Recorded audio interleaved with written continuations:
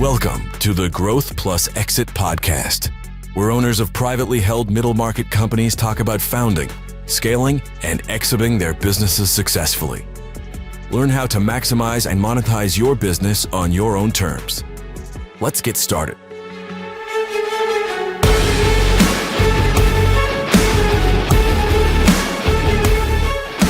Hi, I'm Susan Carney, host of the Growth Plus Exit podcast, where middle market owners and CEOs talk about founding, scaling, and sometimes exiting their businesses.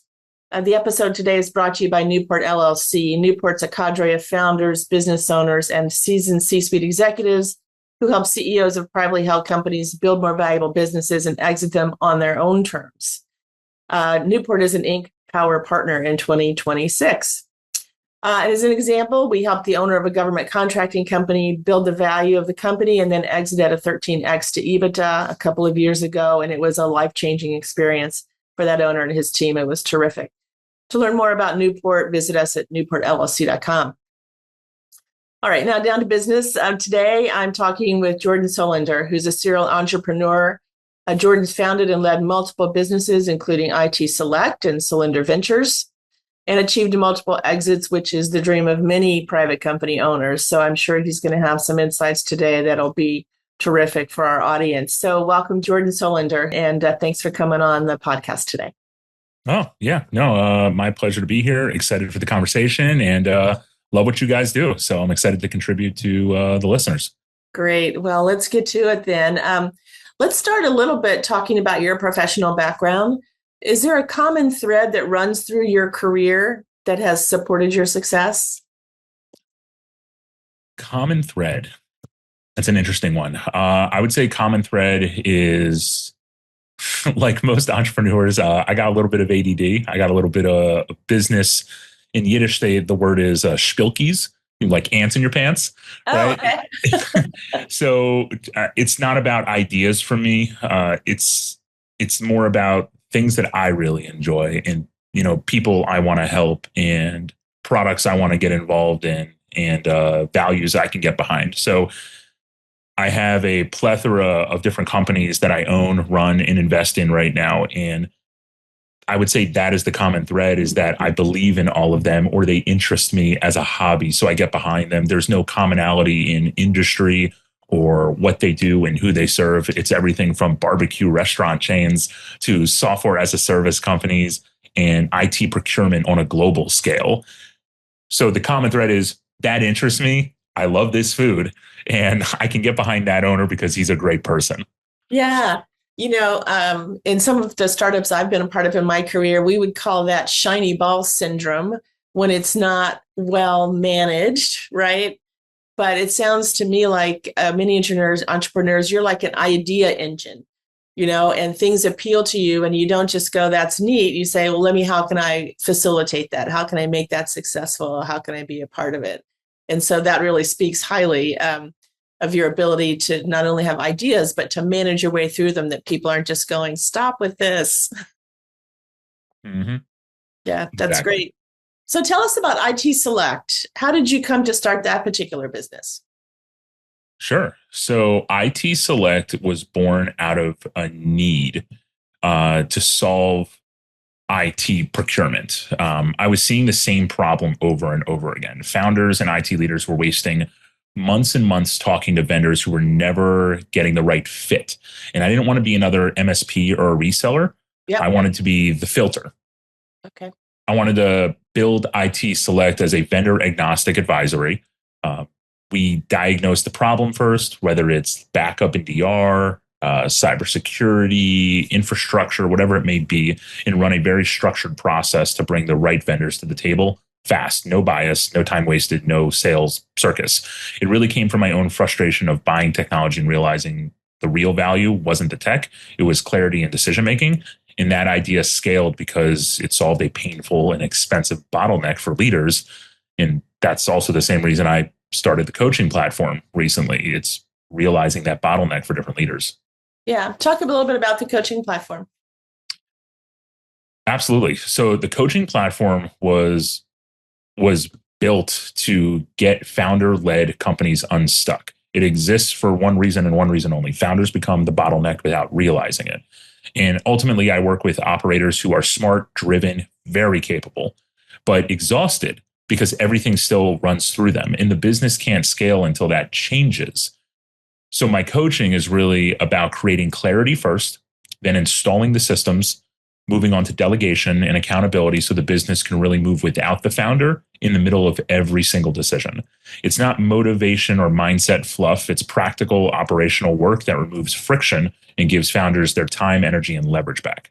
Mm-hmm. And is that what you call scaling through freedom? That is the framework, yes. So I've coined it as scaling through freedom, getting your life back. And freedom isn't necessarily going on yachts and partying and stepping away from your business. Yeah. Scaling through freedom, in my mind, means the business grows because of structure and not sacrifice.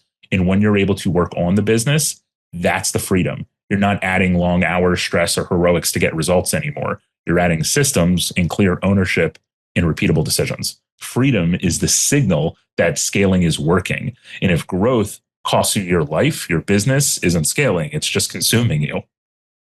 Yeah. Yeah, that's, I come across that in my day-to-day life as an advisor as well. And the owners they're just exhausted and they can't see the forest for the trees because they're so deeply in it. And so I really admire that you've put that framework together for coaching as a kind of a give back. What other kinds of businesses are you involved in these days? Where to start? Like I mentioned, it's really about things. I'm sorry, what did you say? You can just tell us about a couple of them. I just want people to kind of understand the breadth of your work. Sure. So most of what I do now sits around building and fixing operating systems inside businesses, right? So I have event companies that do big production for corporate events all over the DC, Virginia, Maryland areas. But we do service everywhere from Jersey down to North Carolina Research Triangle. I have a wedding DJ company. That's actually what put me through college, wedding DJs. So I've had two others that I've sold, and I'm on my third now, and we do anywhere between 500 and 700 a year. So that was a passion of mine, music, and turned it into a business. I'm an investor, one of the primary investors in a barbecue chain in Bethesda, Maryland that is exploding right now. You should definitely check them out if you're in the area. Silver and Sun Barbecue, shout out to them. And I'm always looking for new things. There's a couple SaaS companies out in Colorado that I'm an advisor with that are just revolutionizing how we're capturing video at live events. Yeah. Lots of different businesses right now. Yeah, that's cool. And so tell me, I want to talk about leadership for a minute. And you started as an entrepreneur quite young. You're still pretty young. I'm not going to say you're old, but you're still young. But kind of tell me what leadership lessons you've learned as you've faced the unique challenges that each of the businesses has presented to you as a leader of your people. Being a leader, I think, means, and it took me a lot of mistakes to get there, means you're constantly learning. And the biggest lesson for me has been that leadership isn't about being the smartest person in the room. It's about creating clarity so other people can win around you and without you. Yeah. Early on, I thought being a good leader meant doing more, stepping in faster, and just being on top of things, right? But that actually capped the business and burned my people out because I was always there. Real leadership, I have found, is restraint. It's clear expectations. It's clear ownership and letting people solve problems without rescuing them. Because when the team grows, because you're less involved, not more, that's when leadership is working. They can follow your values and your vision very clearly and effectively. Yeah, I mean, CEOs aren't scalable, right? And that's the foundation for the business, not growth, but scale. And so I understand that. And talk to me. It seems like most entrepreneurs in their business have kind of a near-death moment at some point while they're building it, an experience where it's, if I make the wrong decision here, or if things don't work out here, then we're going to have to shut the doors. Have you ever had that kind of experience? And if so, tell me a little bit about it and how you handled it. I'm trying to think which one I want to get into. There's a bit of honesty, right? Yeah. I mean, absolutely. I think if you haven't had one of those moments, you probably haven't built anything real and of impact yet. And for me, it came when everything depended on me. I would say in my first IT company called Premier Technology Advisors back in 2015, Mm-hmm. revenue, sales, delivery, decisions, one wrong move would have taken the whole thing down. Yeah. What I learned in that moment was very simple, but very uncomfortable. Hustle doesn't save you at scale, structure does. So I stopped asking, how do I push harder? I started asking, what breaks if I step away? And then I tried to fix those points one by one as I tested the step away point. And I say to clients constantly on the coaching platform, let's test it. Step away, see what breaks, document that. Let's go back and fix those points. And that shift didn't just stabilize the business. It changed how I led. It changed how I built and how I help other founders survive that same moment without burning everything down. Mm-hmm. Mm-hmm. And how did your team react to that? Is it in that moment when the business was so precarious and you stopped just trying to out hustle the problems and paused for a moment and got very thoughtful about it? Did your team, were they worried and frightened, or were they like, oh, thank God he's finally getting out of our face and we can do our jobs? It was a little bit of both. At first, it's very uncomfortable for everybody because your leadership is doing something they don't normally do. Yeah. I had to stop being that safety net, and the team had to stop relying on me, and they had to step into real ownership of their roles and responsibilities. And with a small team, that creates tension before it creates trust. So once expectations were clear and people knew and they truly owned the outcomes, confidence really went up over time. Decisions got faster, the business got healthier. And the biggest shift actually wasn't that the team didn't need me to save them day to day anymore. They needed me to set direction and get out of the way. Yeah. Because they were moving so fast at this point. Mm-hmm. Mm-hmm. And did you end up, once you learned that lesson, changing the way you built the culture of the company, or changing the way you recruited talent in the company, with that insight that you had gleaned from all that time and effort and sweat and tears?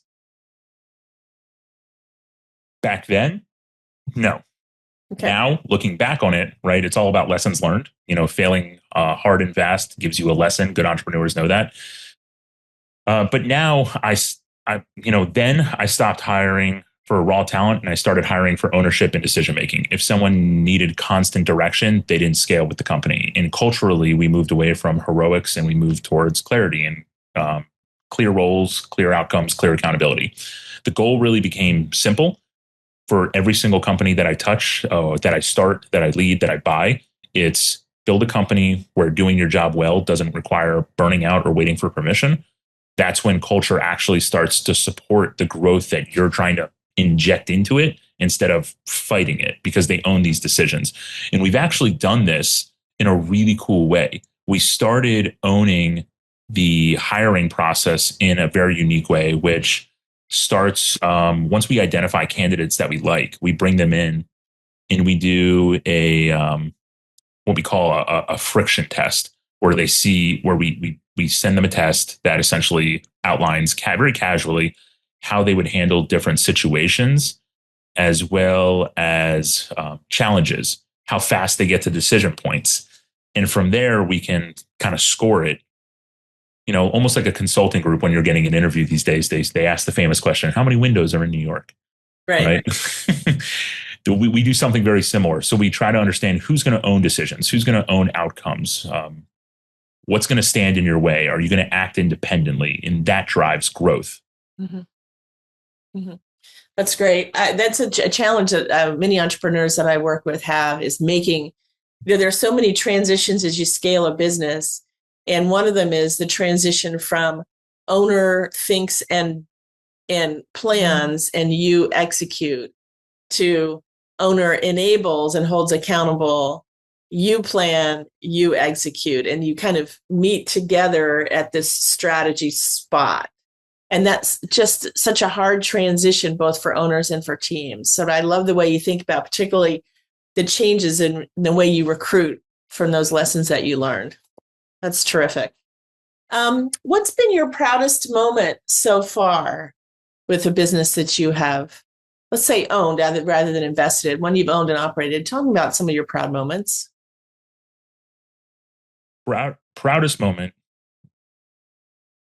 more than likely came when I had my third son. They're personal. My proudest moments aren't revenue milestones like they are for entrepreneurs. They're moments. The moments I'm proudest of are the realization that the business worked without me in the room. It's watching the people I hired make strong decisions, solve problems, and protect the culture and business without me, because I know I can step back, I can live a life, I can be with my family, come back, and I still don't have to be in the business. I can work on the business. So I can talk strategy, I can think about what's working, I can run reports on what customers are giving feedback on, and take that from more of an owner perspective as opposed to an operator perspective. And there's nothing better than seeing a team operate confidently while I'm focused on strategy instead of firefighting. And that's when, I didn't just build a business. I built people that are eventually going to be able to lead. Mm-hmm. So that's really big. And I would say that came recently after I had my third son, Elliot. I was able to step back when he was born and watch my team lead the organization. And I remember watching it in amazement. I was looking at my phone and I was offline like a week after he was born. And I was I had gone dark with work, and they knew I was with my newborn, with my wife, my other two kids. And I saw the emails and Slacks flying back and forth just because I'm looking, but I'm not getting into it. And I'm seeing them make decisions. They're confident, they're fast, they're the right decisions. They're talking things through when they don't understand. They're figuring out problems. That was a huge proud moment for my business. Oh, that's awesome. I love hearing that. And I'm sure that it is empowering and energizing for your team as well, right? I mean, the worst thing is particularly as an executive, is to be hired to build a business and to find out that you were really hired just to execute what somebody else thought and not to bring your own talent and energy and creativity and innovative thought, to that process. So that's great. Tell me a little bit about how you instill accountability. This is a challenge for many business owners. They very much want to give the reins to their team. And you get this situation where they delegate, maybe fully, maybe not. And then when things don't go exactly as they'd envisioned, they kind of seagull in and pull the reins back. And that's very toxic over time, right? It's dispiriting for the whole team and for the owner. How do you build that culture of accountability, or how do you structurally create that accountability that allows you to step back and them to step forward confidently? Creating accountability takes an owner who is ready to step back, first off. It only works when expectations are painfully clear, like really clear. Most owners think they've delegated, but what they've really just handed off is tasks, not outcomes. Yes. So it needs to be painfully clear. You need to define the outcomes. And then they panic when results don't match what was in their head, right? The tribal knowledge problem. I focus on three things when I'm looking at accountability. One owner per outcome, clear success metrics, and a regular cadence to where the results can be reviewed without emotion. So it's not about me rescuing, no drive-bys, no surprises. And when people know exactly what they own and how it's measured, accountability stops feeling punitive and it starts feeling very empowering, because they're working on their own and they're making their own decisions. And that's what you want to create that scale culture. Everybody moving towards the same target. You want people to feel that they're hitting their goals and they feel empowered by accountability, as opposed to, scared of it and constantly looking at the KPIs and dashboards. Yeah. Yeah. I mean, it's interesting to watch in some businesses. It's so clear as a third party to any relationship, how that relationship is working. But when you're in it, it's so challenging to be able to calm yourself and step back. And to your point, say, am I really delegating authority? Am I empowering? Or am I just saying, do this task and this task and this task? It's a really hard transition. So I really appreciate your perspective on that. Let's turn and talk a little bit about you personally, which obviously will affect your profession. But tell me, where were you born? What was it like growing up for you? Born in Allentown, Pennsylvania, close to Billy Joelville. Yeah. And so love Billy Joel. My parents, my mom is a teacher, still up a teacher. We moved to Maryland, and my dad, it was an entrepreneur himself. I'm a third generation entrepreneur. So my dad was actually an entrepreneur during the pizza boom. Dropped out of college to work for Domino's, realized this was a big thing, and ended up owning 10, 20 something Domino's, but I think even more than that, along the Eastern Seaboard. Wow. That was his thing. So I moved to Maryland when I was like 6 or 7. And I was always someone who was watching and liked building things, figuring out how systems work, even before I had language to do that. I didn't grow up wanting a title. I wanted control over, outcomes and ideas. And I remember watching my dad go through this when he was doing Domino's. And I mean, my birthday parties were literally in Domino's pizzas with other kids in my class making pizzas. He would shut down a branch. It was really fun. He ended up getting into franchising for beverage distribution and ended up selling that to Aramark later on. But I got to see how warehouses worked. I got to see how teams worked, how trucks rolled. And that was an education in itself. The upbringing really shaped how I work today. And I value the teamwork and independence and earning trust through results. And those early years definitely wired me to think in terms of what I do now before I ever really ran a business. And my dad was always really encouraging of entrepreneurship. Like my first business was a snowblower business where I dragged a snowblower from house to house in the winter in Maryland. Yeah. I think I was probably 14, 15. My dad bought me a snowblower and said, I bought you the snowblower, go around, you got to go pay this thing off. So for $20 a driveway for years, I would do that. I'd drag it through blizzards. Yeah.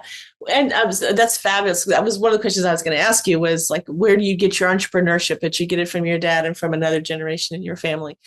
Are there specific lessons that you learned about life, about business, either directly or indirectly from your dad? And has he been a mentor to you, or is he kind of one of those who's like, I've enabled you and I'm getting out of your way? Very much enabled me and gotten out of the way. I'm always a big believer in listening to advice, whether I take it or not, he knows, right? Like I'll do what I'm going to do, but I always listen. I always come to my dad for advice. He wasn't giving me business lectures, but he did show me consistency, responsibility, and what it looks like to stand behind your decisions. I remember him when he, bought a new branch in one of his businesses in high school. I barely saw him because every day at 4 a.m, he'd take off to Virginia and then he'd get home at 7 p.m. And I remember very, very succinctly, like back then in high school, showing that consistency, responsibility, and standing behind a decision again, right? You finish what you start. You take care of your people. You don't make excuses. It's on you as an entrepreneur. And I learned that very early. And I think that's a hard lesson that entrepreneurs learn later into the business when you have those doom and gloom moments, as we were talking about earlier, right? Yeah. The balance of that all really stuck with me. And support without control, trust without hovering. It's probably why I'm so focused now on enabling other people and the coaching platform and then getting out of their way, because that's what was done to me. So it feels very natural to help others. Yeah, that's great. I know it's trite to talk about parents as an influence in your life, but gosh, they really were. Right? They really are. Absolutely.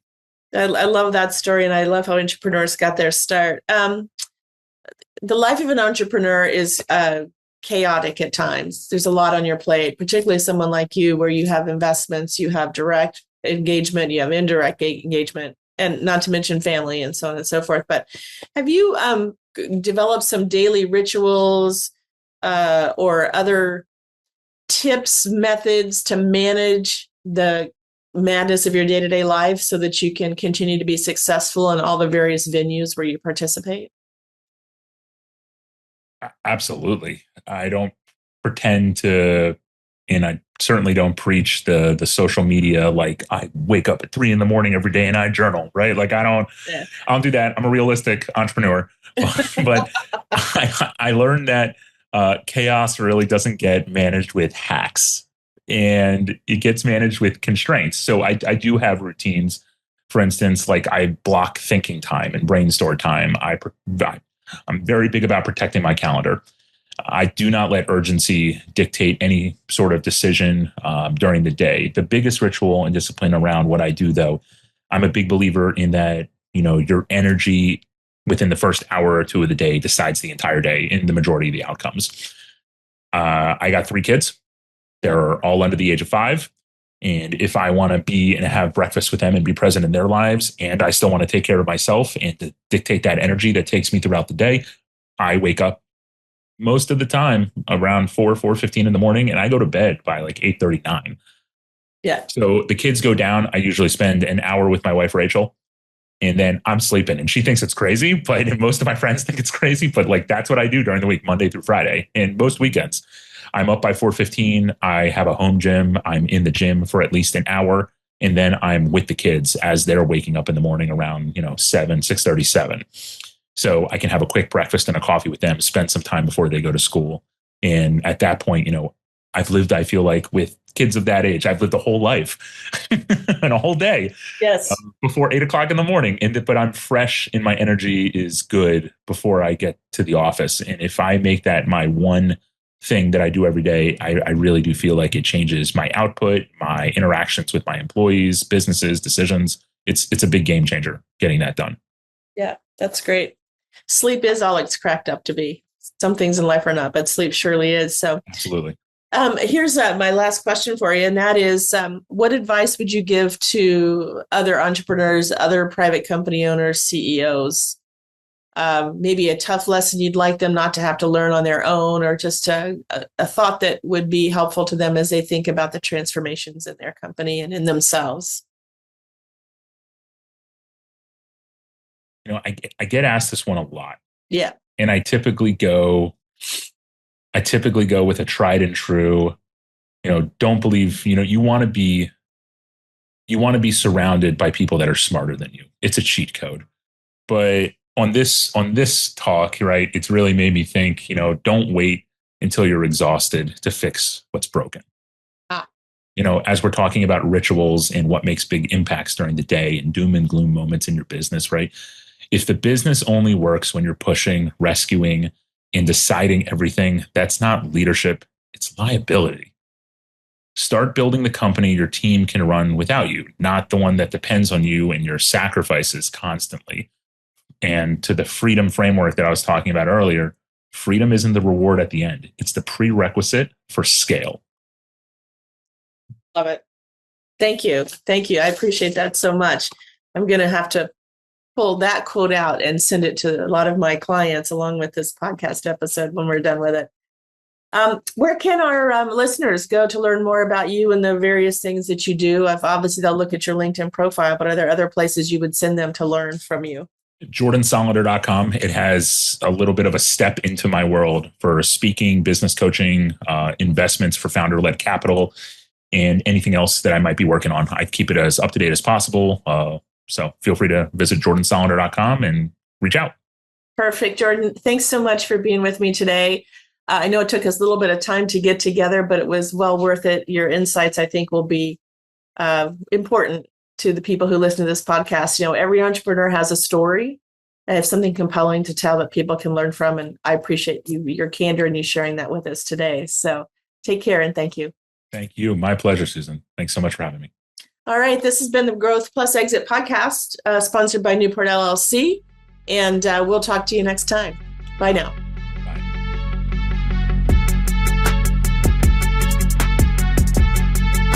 Thank you for listening to the Growth Plus Exit podcast, sponsored by Newport, a unique national business advisory firm. If you enjoy this show, be sure to share, like, and subscribe for future episodes.